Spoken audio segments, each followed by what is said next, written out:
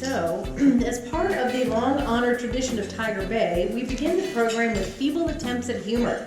Sometimes corny, a bit irreverent, and certainly well-intentioned. But rest assured, I myself do not come up with these alone. No, sir. We have established a funny committee where a group of us come to meet up to come up with material. No alcohol is involved, however, that might be revisited depending on the material and the delivery. You will likely request a pitcher of martinis at your table to help the jokes be a little bit more laughable. And speaking of laughable, how about those approval ratings for Joe Biden? Thank you. I mean, the stock market's up, unemployment is down. Fighting COVID he thought was a big deal, but the real fight of his life is with AOC and the squad progressives in his own party that are still mad about us even having a stock market. Okay.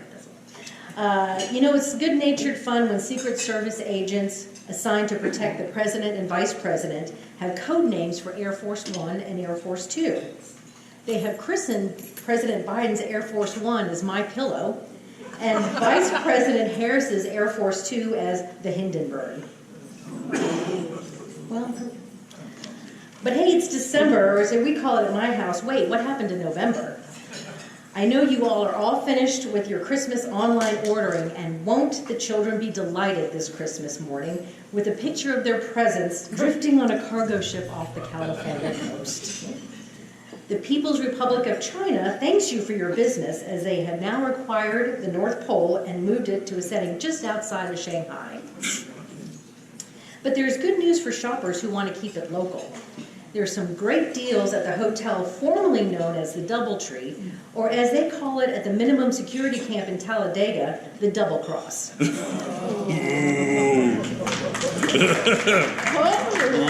Hey, we just got some movement. Yeah. Hold the drinks for a minute. The Tallahassee Democrat is offering subscriptions for just $13 a month, a great gift idea. Even though it's printed in Panama City, the Democrat is still keeping you in touch with stories updated at least weekly. And Governor Ron DeSantis has appropriated the Kris Kringle theme, providing campaign swag online from hats and shirts to a set of balls. That is a pair of golf balls made in the USA. However, the best job in Florida this holiday seems to be ex-college football coaches. As Willie Taggart, Will Muschamp, Jim McElwain, and now Dan Mullen can attest and say thank you, Florida and Florida State alums. Thanks for the tens of millions of dollars for a very Merry Christmas. And as we wind it up, let's focus on our curriculum in our schools. The controversy over teaching critical race theory, also known as the theory which has never been taught in Florida, reminds us of a legislatively mandated high school class many years ago called Americanism versus Communism. So now, seizing on that moment, Governor Ron DeSantis is also proposing a new required class. It's called Mommies versus Commies. Okay, I'm going to end there. And with that, let me bring to the stage former Tiger Bay Club President Steve Bertman, who will be introducing today's guest speaker. Ooh, okay, guys, I'm going to need you to kind of lighten up a little bit because this is supposed to be fun, okay? And FYI, Rocky, this podium probably could break at any moment, so don't touch it.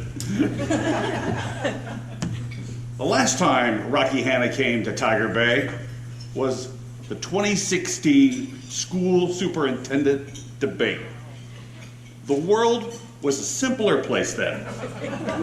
Class size, Title I schools, and how much Jackie Pons allegedly stole were the issues of the day. Oh, okay, that joke went bad. Okay. Bring the drinks. Right. His race was one of the few things that the Tiger Bay straw poll actually got right. And he won. Rocky Hanna was born and raised in Tallahassee, Florida. He is a third-generation graduate of Leon High School, a veteran, and apparently a threat to the Republic.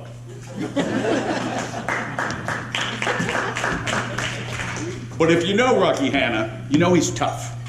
A toughness born out of spending time in the most dangerous place in Tallahassee, the Augusta Raw Middle School gym. Imagine a place where puberty, sweat, and square dancing all come together. And you think masks are dangerous? Imagine me in my red, husky-sized toughskins doing the do-si-do.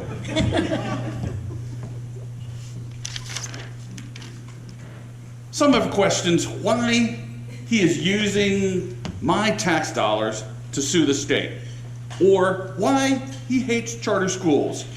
But for me, Rocky Hanna allowed my son, whose senior year at Leon was canceled by COVID, to have a graduation.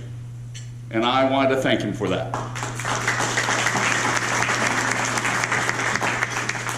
Please give a warm Tiger Bay welcome, and that means really give it a nice little applause line, to our Superintendent of Schools, Rocky Hanna. I guess, thank you. Right. Well, can we kill the square dancing, possibly? It's funny, two of the things you mentioned, Americanism versus Communism class, and I looked at Pat Weaver, and I had that class at Leon High School. Mr. Booth was a longtime teacher of that class, and that was a graduation requirement for me, and I'm sure Senator Owsley as well. And then you mentioned the square dancing in Raw Gym, which I also did when I was a student at Raw Middle School. When it was cold outside or rained outside, we learned to do-si-do and spin your partner around, and there you go. But and Anna, don't take any disrespect to the Tallahassee Democrat for the updates weekly. You do an amazing job. We love the way you're covering our school system, so keep up the good work. As a former graduate of mine when I was a principal at Leon. It's an honor to be here today, to see you all again back in person. I'm sure you all are relieved. You must have had not a lot to do if you're here listening to me.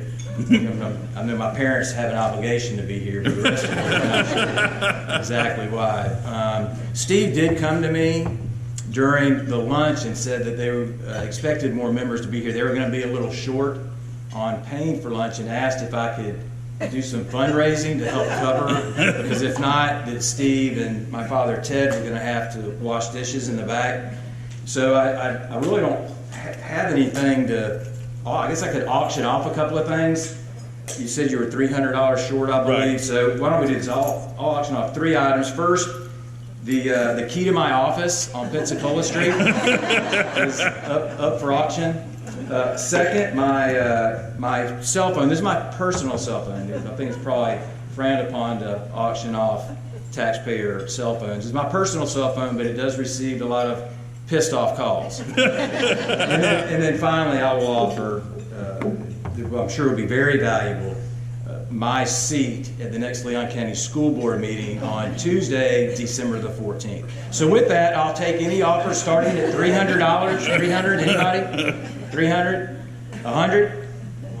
30? $30? Anybody 30?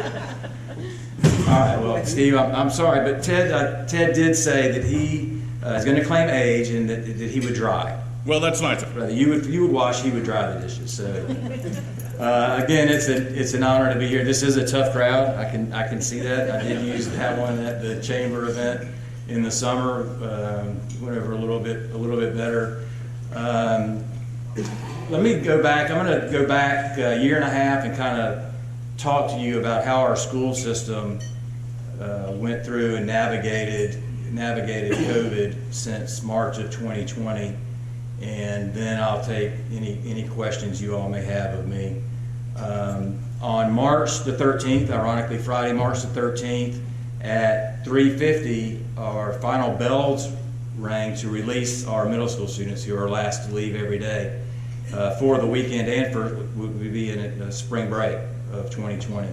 An hour later, I was notified by the Florida Department of Education that they were shutting our schools down indefinitely because of COVID and how COVID was moving through the United States, through the state of Florida and through Leon County. So when that announcement was made, I immediately rushed back to my office on Pensacola Street and frantically searched through my bookshelf for the superintendent's handbook. And I pulled the handbook down and I said, okay, where's the chapter on how to navigate a global pandemic? doesn't seem like there is one.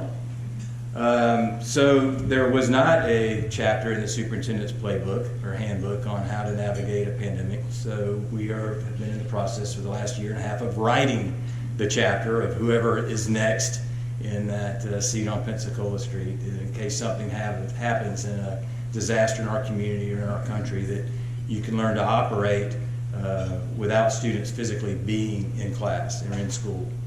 That week of spring break, that Monday of spring break, I brought my leadership team in to discuss exactly how we were going to handle kids not returning after the break. As a public school system, we were woefully unprepared for anything like this. We never would have expected something like this to happen. We have traditionally been built on brick and mortar, stand and deliver instruction for many years, dating back, when I was in school at Leon 40, almost 40 years ago now. Lorraine, I believe, was,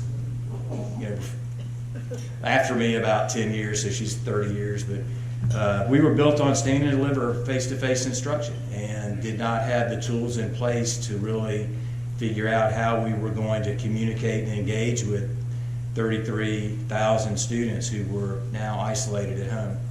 So we began to fire up the copy machines and the ditto machines and started making packets and trying our best to academically get assignments to students, communicating with them through Remind, through email for those families that had internet service. Many of our families didn't, and it was a struggle. It was a struggle for that final 9 weeks of the school year. It was like putting lipstick on a pig, and the pig was moving. And we did the absolute best that we could. It was my hope that when spring break ended, I could get at least my teachers back in their classrooms, because if you think about it, when our kids left that Friday, all of their belongings were still in their lockers. All of our teachers' belongings were still in their classrooms, and we had very little ways to communicate by school how they were going to be able to retrieve those belongings and how we would move forward with their academic progress. And we kept kicking the can down the road. We said, well, the spring break is going to be extended, so it'll be 2 weeks, and then it'll be through the end of March. And then on April the 1st, the governor issued a stay-at-home order, which then everybody lost their mind because they didn't know, do I come to work, do I stay home? And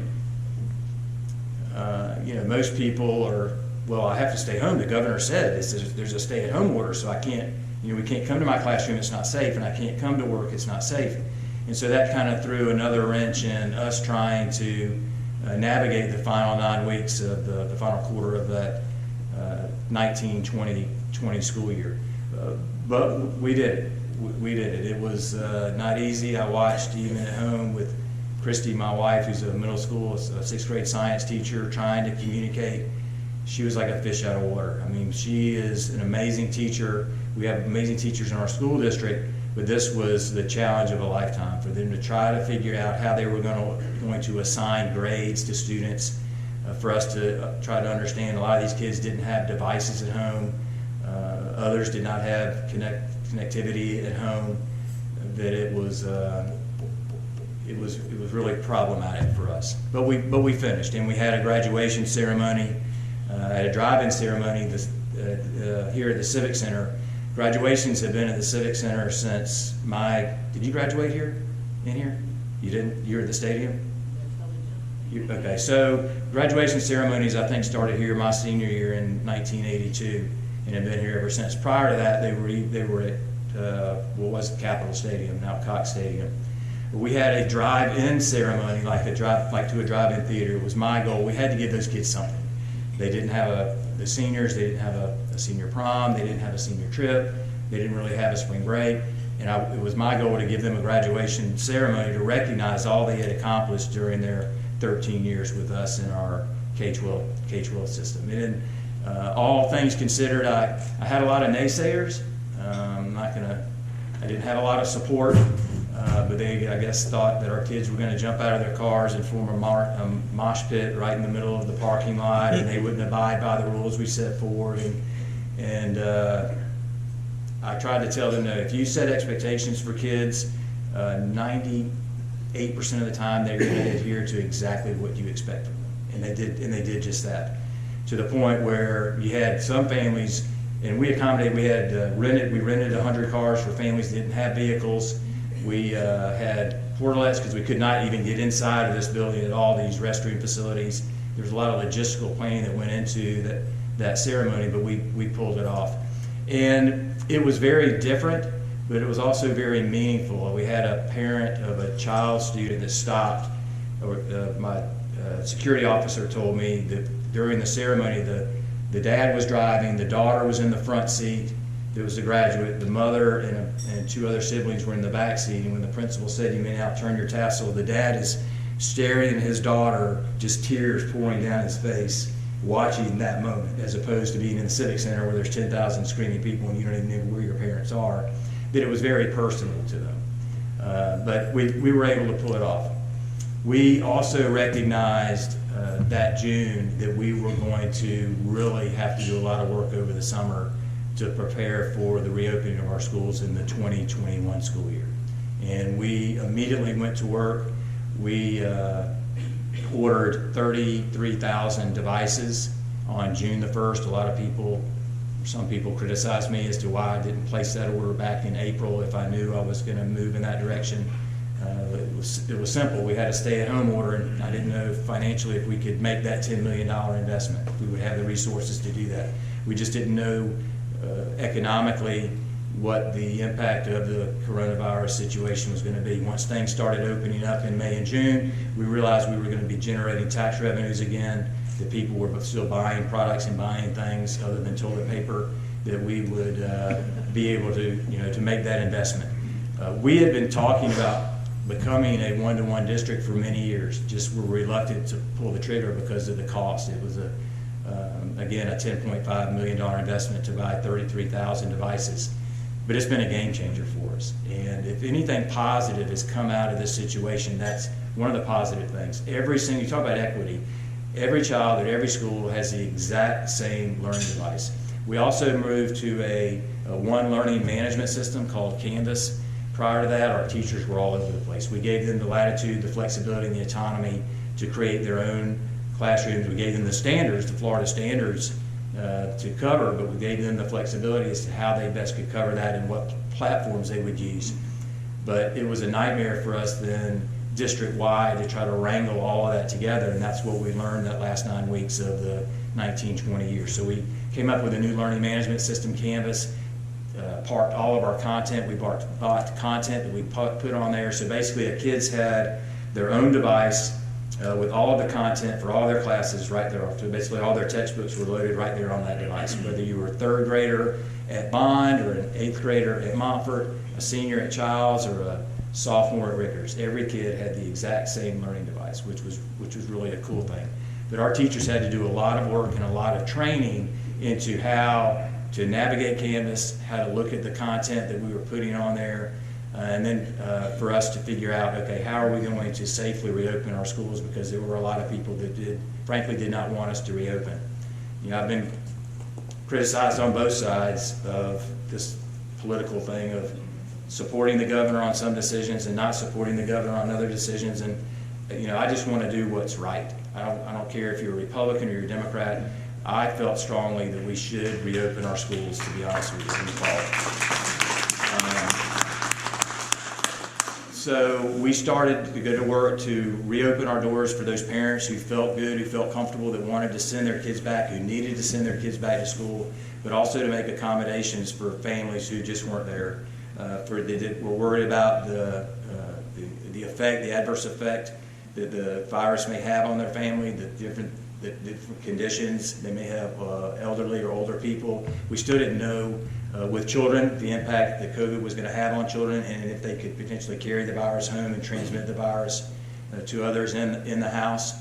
So we also put together a task force of members of Tallahassee Memorial Hospital, Capital Regional, Leon County Health Department, and others to talk about the protocols, safety protocols that we would have in place, the social distancing, the wearing of masks, and those things, the quarantining. And the wearing of masks and quarantining had been a go-to around the world for centuries. This isn't something new, but to help protect against the spread of a deadly virus, the wearing of masks And if you see a lot of people from Asian countries, still many times if they have colds or they're sick, they put a face mask on. For Americans, it was very foreign for us.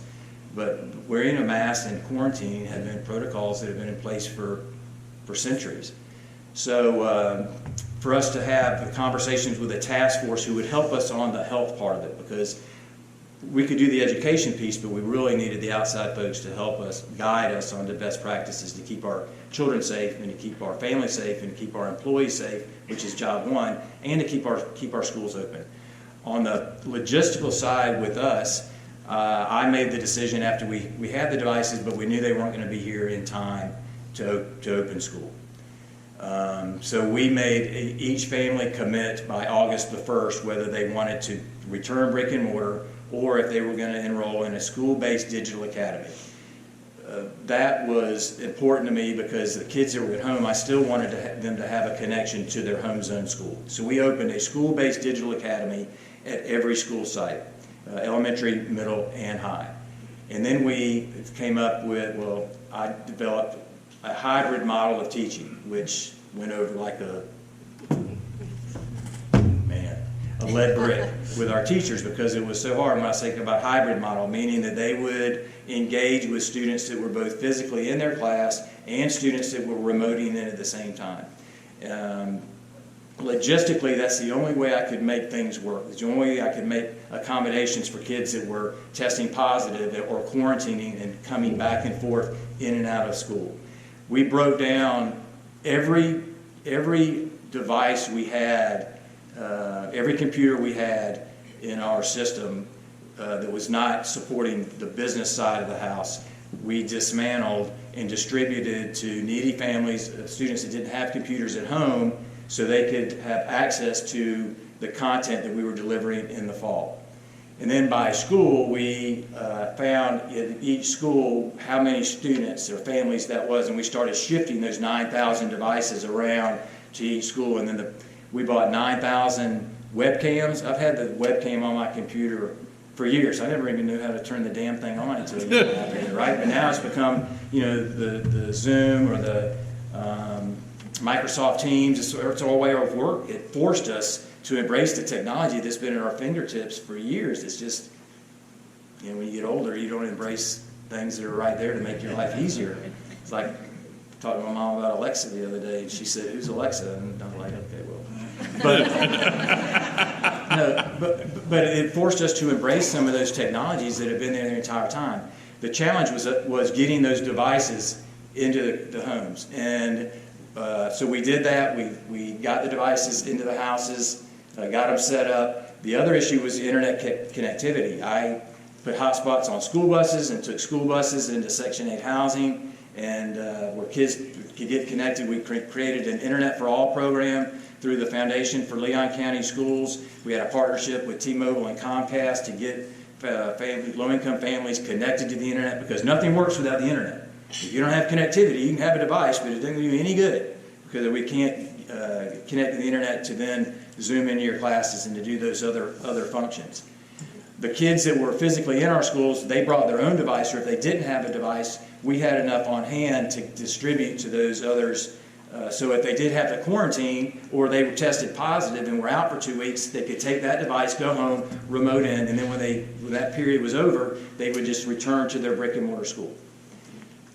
That was a lot of work, a lot of work. But it's probably one of my proudest moments, to be honest with you. And I think that's when a lot of my training from the United States Army came in on the logistical side of how to figure this out. We also went to block scheduling in our secondary schools. So instead of 6 classes a day, kids only took 3 classes a day.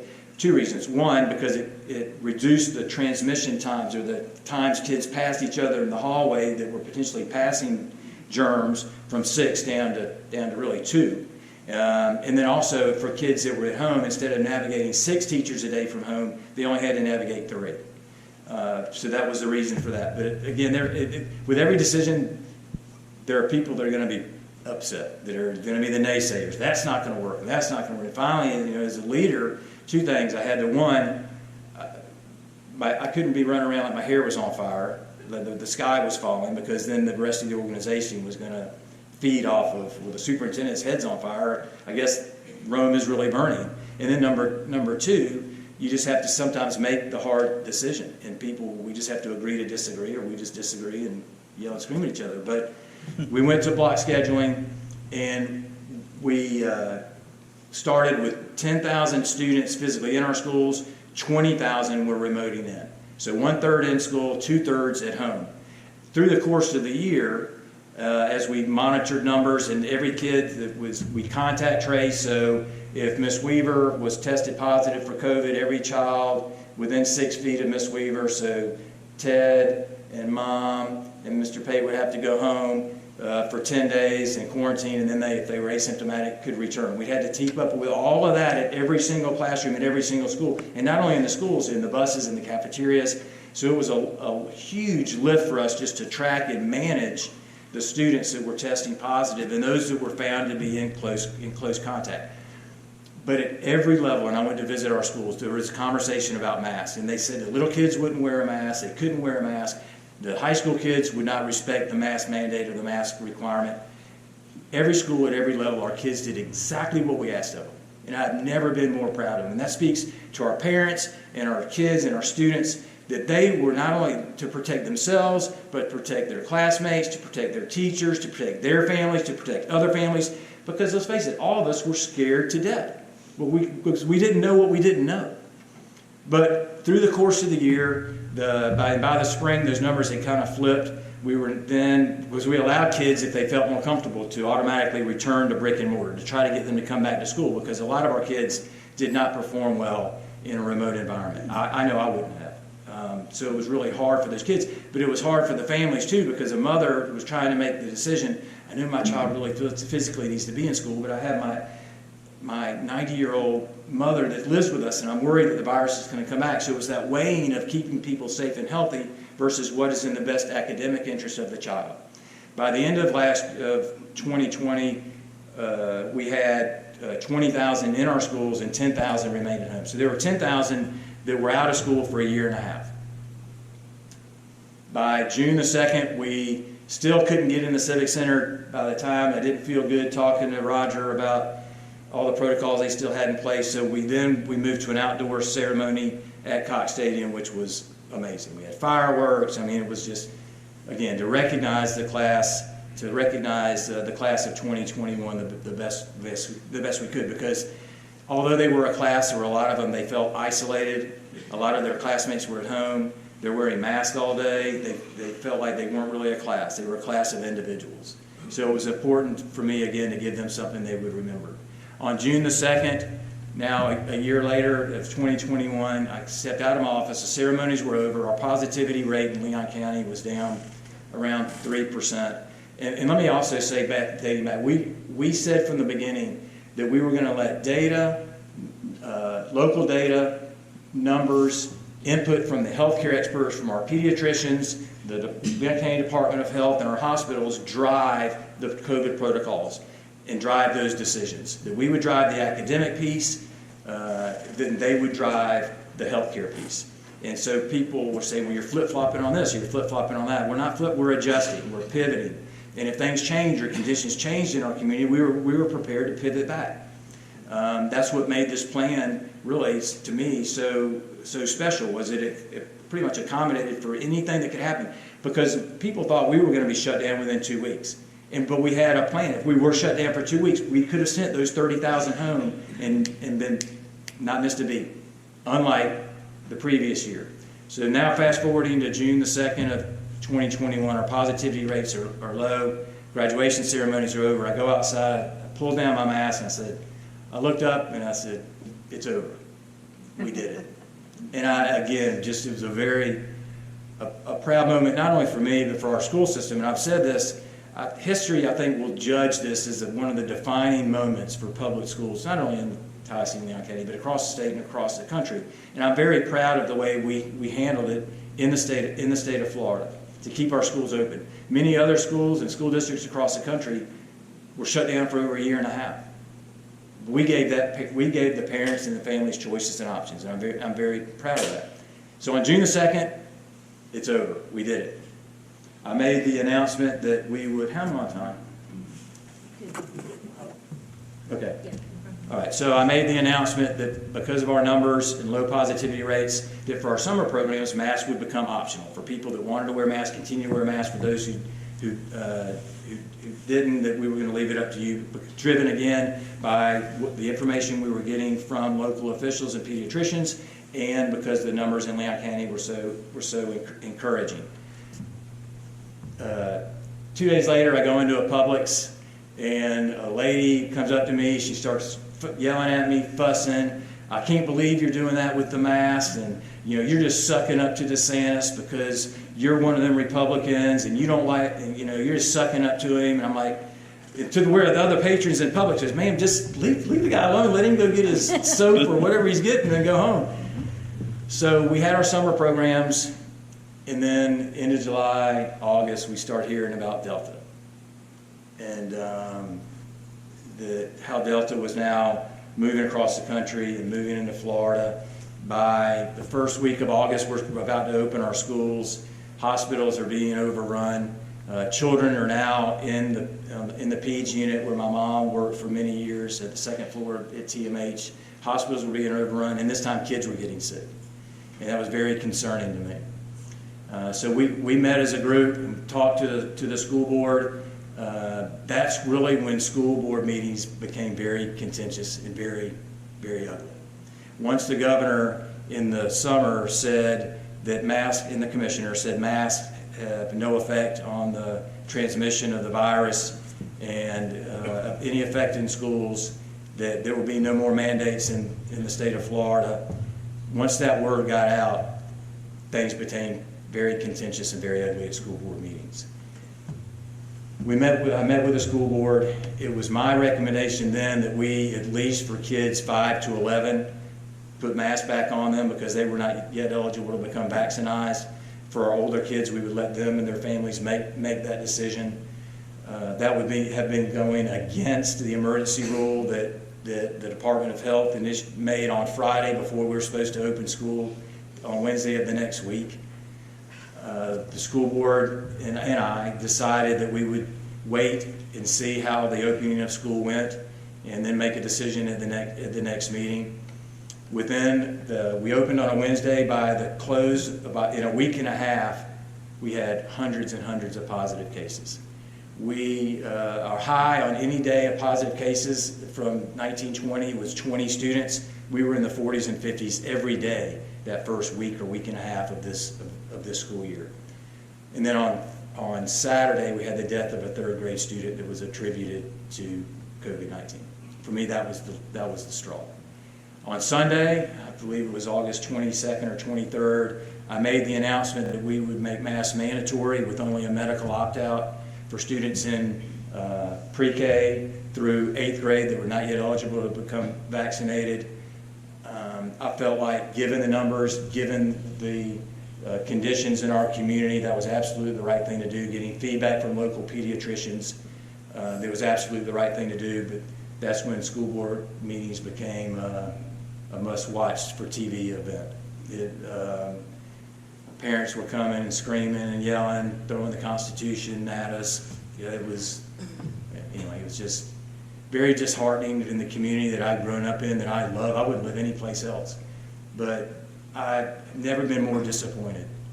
I've never seen more selfishness, lack of compassion, and not many, but some of the adults in our community, and that was very disheartening. We marched on. I received threatening letters from the commissioner and the Department of Education that school board member salaries were going to be withheld, that my salary was going to be withheld. We could potentially be removed as elected officials, removed from office. But I have to give the school board members that voted to support my recommendation, credit. You can't put a value on a child's life. And heaven forbid if we didn't act and we didn't do something and more children passed away from this virus like that third grader, just take my job. I mean, because to me and to them it didn't matter. But I was not going to sit back and do nothing. I would have to have my head in the sand. And that's the thing that I was disappointed in. Once you draw a line in the sand, you can't let pride or politics cloud your better judgment when it comes to making decisions. I say I'm wrong all the time. I made a mistake. I screwed up. I'm not going to let my pride or any political agenda that I have keep me from doing what I know is right. And that's what I felt like was happening. So we continued with the 5 through 11 requirement, marched on at school board meetings, went on for 3, 4, 5 hours with people speaking. And they depended on parents' rights. And I'm all about parents' rights and the new Parental Bill of Rights that passed. I'm 100% in favor of that. But where the parents' rights of one child interfere with the parents' rights of another child to attend school in a safe learning environment, to me, that's where your rights end. Because they then intercede or interfere with the right of another child. If this mask was just about protecting me, got it, wear it, don't wear it, live, die, that's your decision. But for the vast majority of healthcare experts and medical experts and scientists across the country, this mask not only protected me, it protects them. And that to me was the difference. So once you had the science colliding, you had the CDC and the local pediatricians' science colliding with the governor and with the commissioner, and the school district was caught in the middle. And the thing that's been most disappointing for me in all of this, through the executive orders, the replacing one surgeon general with another surgeon general, coming up with another executive order, calling the legislature back to town to button up and get exactly what they wanted, is the loss of home rule, the loss of local control. And I heard at a press conference, the governor said, school boards and districts and superintendents should not be making policies that don't overwhelmingly reflect the will of the local community. I couldn't agree more. But by making a statewide order, a statewide mandate, you took away any rights we had in Leon County to make the decisions that affected our students, or to reflect the will of what we wanted, what our parents wanted in Tallahassee and Leon County. You took that away. Because what they want in Gaston County, Wakulla County, whatever, it may be completely different.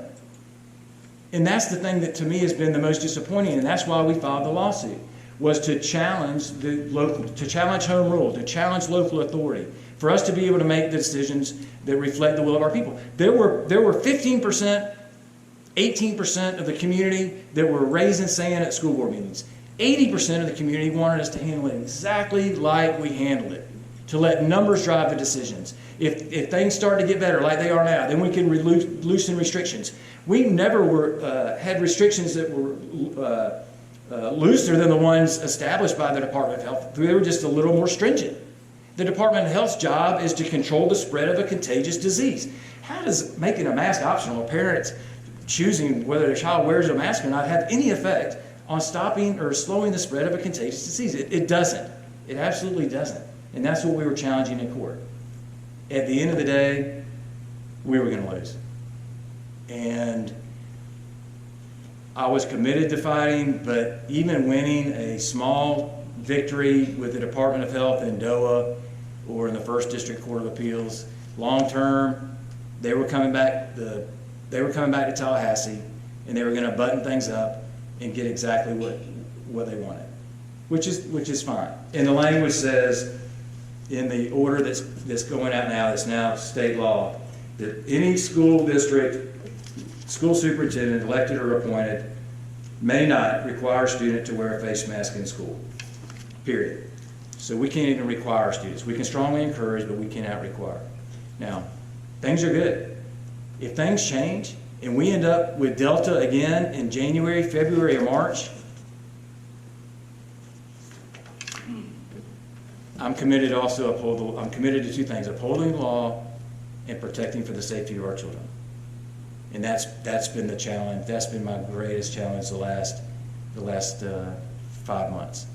Now, though, we are optimistic. Things are better. We have vaccines available for all children now, even ages 5 to 11. I'm very optimistic about the future and where we're moving. I think after a year and a half, I can begin now to refocus again on early learning initiatives. I have my director of early learning, Brooke Bruner, here with Tim Center, and because that was one of my big platform things that I talked about, other than whatever else was talked about in 2016, was early learning programs. You know, I see Paul Mitchell here. He's had the honor of serving with Mr. Mitchell on the Children's Services Council. The wonderful things that were on our to-do list in our community to help with children. Also on the other end of the spectrum, what we're doing with kids who aren't destined to go to Florida State, to really double down on our vocational and technical schools, to find where the jobs are in our community, to partner with the Chamber of Commerce and others to find where those opportunities are, and then to create programs to give kids the skills they need to compete for those jobs. So now I think I can get back to all the academic things that were on my platform prior to March of 2020. It's been a hell of a year and a half for all of us. I'm disappointed in the way it ended this last 3 or 4 months. I'll get over that. But at the end of the day, I was committed to doing what I felt was best and what I felt reflected the will of our community. It doesn't matter what Rocky Hanna even thinks about these things. Really, it doesn't. I mean, common sense would tell me if I was to sneeze right now, he's going to get it. If I pull this thing over and I sneeze right now, he'll get it, but not nearly as much as he would if I wasn't wearing it. Common sense would tell you that. But it doesn't even matter how I feel about these. What matters is how our parents feel, and how safe our parents feel, and how safe our kids feel, and how safe our teachers feel about the wearing of face masks. So with that, I'll take any questions if I have time for some questions. Yes, questions for Tiger.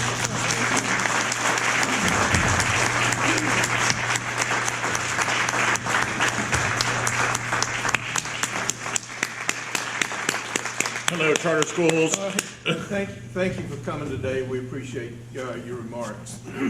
Charter schools have been a viable and successful option for kids for years, but you have consistently been against giving local students the choice to attend them, and you've also been consistently overruled by the state board on those decisions. What's your issue with that? So, I do take, first of all, I don't hate charter schools. I don't hate charter schools. I don't hate private schools. You know, at the end of the day, all our schools are serving our children. To me, it's a math equation. It's a business model. And if you only have a certain number of students and you have all these schools, something has to give. The Department of Education, for us to build a new school or to add on to a school, we used to have to go to the Department of Education and say, we want to build a new middle school. And the Department of Education would look and say, well, Leon County, you have 1,000 empty seats at your existing middle schools. It's incumbent upon you to fill those empty seats before we're going to allow you to spend additional taxpayer dollars to build another school. To me, that makes sense. You know, we need to fill the seats that were already paid for by taxpayers before we're allowed to build another school. So we would be denied. A charter school could come right behind us, make application to open a middle school, and they're granted open a middle school. It doesn't matter how many seats are available in the traditional schools or not. So I'm not a hater of charter schools. I oppose the reckless expansion of charters, just because if our schools, traditional schools, start opening or running at 50 or 60 or 70% capacity, that's not effective. And then we start losing programs. So we start losing a lot of the programs that kids enjoy in school, a lot of the arts programs, a lot of the music programs, a lot of the programs that help kids with special needs, because there is only so much money. So if you start opening up mom and pop charter schools on every corner, there are expenses that come with it. You have to have the principal, and you have to have the custodians, and you have to pay the light bill, and you have to do all these things. And then the answer would be, well, just shut the school down. If it's at 50%, shut it down. Well, then I'm busing kids in one community an hour away to another part of the community to then fill those seats. So I think there needs to be more oversight, more regulation as far as charter schools are concerned. The thing that bothers me more than charter schools is private school vouchers. This year, our private school vouchers, we're going to lose between $8 and $9 million because of the expansion of the Family Empowerment Scholarship Program to private. And I went to Blessed Sacrament, Trinity Catholic, kindergarten, first grade, second grade. At third grade, either either my dad and my mom ran out of money, or the nun said, the Hanna boys gotta go. There ain't enough money. And so that's when I went to Timberlane. I was at Timberlane Chapel. I'm all for Trinity Catholic and JP2 and North Florida Christian and all those private schools. But when you start taking dollars that otherwise could be, taxpayer dollars that otherwise could be going to support increases in teacher salaries, reduction in class sizes, increasing in material, instructional material budgets that haven't increased in decades, that to me is even more concerning. So, they're going to come back again this year, and I can't even look at Mr. Mitchell, and I have a lot of respect for Mr. Mitchell, and I don't want to call him out. But Senator Diaz in the Senate and Representative Fine in the House, and you know, it's funny, I'm a registered Democrat, but I've run NPA, no party affiliation, 2 times now because I said there's no place for politics in our schools. I'm right and I'm wrong. I'm right in that there's no place for politics or political influence in our children. None. I'm wrong, however, there is politics in protecting our schools. There is politics in protecting our traditional public schools from what I feel is an attack by the Republican Party, I'm just going to say, the Republican Party to expand vouchers. They started, it was very crafty how they started. They started with McKay scholarships for kids with special needs. I get it. Who could argue against that? If our schools couldn't serve students with special needs, then parents needed to have those funds to go find a school that could serve them. Who could ever argue with that? We're blessed to have Gretchen Everhart in our community. It's an amazing school. If you haven't visited, I encourage you to visit. They are truly saints doing the Lord's work at that school. But many communities don't have that. McKay went first. Then they went to low-income families, and they said McKay scholarships. And who could argue that? You saw the commercials. Don't take my scholarship. And these poor kids that were coming on TV, and am I going to be the guy that yells and screams about this kid getting it? So then they keep upping the threshold, the income threshold. Well, now it's up to $100,000. The income level is $100,000 for a family of 4 qualifies for a family empowerment scholarship. Not only that, they used to have attended our school, a public school at one point to qualify. They don't know how they could have been in private school the entire time. Now they qualify for the scholarship program. At the end of the day, and I've said this years ago, they're going to get what they want is that everybody gets a voucher, and you just go where you want. Because now we're up to 1,200 students between McKay and Family Empowerment. That's over $10 million between those 2 programs. They're going to be merged. They're going to come back to town this year. That $100,000 threshold is going to get raised to $150,000 or $200,000, $250,000, $500,000 to everybody until they finally get what they want. That's where the political side of this office has to come into play, because that's where I have to continue to fight for the preservation and the rights of our traditional public schools. And I'm committed to do that. I just philosophically disagree. I talked to Commissioner Corcoran right when he came into office, and we had a conversation about this issue, and I shared my thoughts, and he's a big choice person, and I get that. I'm all about choices. We have lots of choices within our schools, but there's only so many resources. And he said, well, you know, if right now there's like 2.6 million students in our traditional schools in Florida, he said, what's wrong with that number being around 800,000? Time out. One, you're the commissioner of education in the state of Florida. To me, you're supposed to protect our schools, not give out private vouchers for kids to go to private schools, religious-based schools and otherwise. And I'm Catholic, I get it, okay? But religious-based schools and otherwise, imagine those 800,000, who's left in our traditional schools? One is kids' parents don't give a rat's you-know-what. They go to school, don't go to school, I don't care. Or 2, it's kids with profound special needs that those schools aren't going to serve. They just aren't. And we do have that No Child Left Behind. We can't turn a kid away. We can't pretest a kid. Oh, sorry, son, you can't, Rocky, you can't, Miss Hanna, you can't let Rocky in this school. You're going to have to go back to public school. Or if he's on the spectrum or wherever, if they can't provide accommodations, they still get funding, right?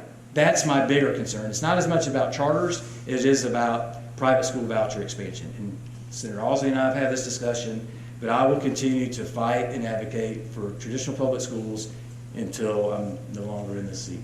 All right, who's next? Time for one more? Yeah. So let's talk about the future. Great job, by the way, and thanks for everything you and the rest of the team are doing. But the Children's Services Council is just about to come up with a bunch of millions of dollars to help kids. what do you need them to be funding to help you do a better job? Yeah, we don't know that yet, and that's why we have engaged with a company to do a needs assessment.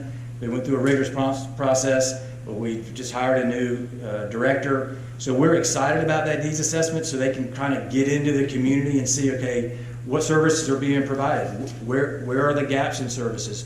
What do we need? What I need, and one of my major platform items was to address 0 to 5. So when a family left TMH, when a mother left TMH, to the time they arrive to us in pre-K or kindergarten, that we invest resources on that end. Because what we see is kids in kindergarten, at some schools, only 20% of the kids are ready for their kindergarten experience. That 80% of kids, when they get to us in kindergarten, are not prepared. And so what can we do on the front end? And that's why Brooke's in her position, Tim, to partner with you, to partner with our Learning Coalition, to partner with the 150 private providers we have. How does it got you? But how can we help you? How can Leon County Schools help you with training and other initiatives? And how can then the Children's Services Council merge with their resources with what we already have to enhance and to pick up those gaps and to get to those gaps? So that's my goal. So it's for us to work smarter, not to play the blame game. You know, the high school blames the middle school blames the elementary school blames the parents or the pre-K. But we can blame all we want. At the end of the day, we have a problem. And we need to address the problem on the front end during 0 to 5, as opposed to waiting till they get to us and say, well, they're just not prepared. And then we spend the next 12 years trying to close the achievement gap. And we don't do a very good job of it. So how can we invest smarter on the front end? Great, let's, But please. before I go, I made this commitment to you because you were one of the first groups that supported me. I was running in a race, and no one gave me a chance of winning. No one, except my parents and Pat Weaver. They didn't have a choice, and my wife. And I'm not sure she really believed it. But when I came back, I made a commitment that I would not let you down, and I, more importantly, would not let our children down. And I just want to tell you today, I'm renewing that commitment. That commitment is still there, and it will always be there. Thank you for having me. Thank you.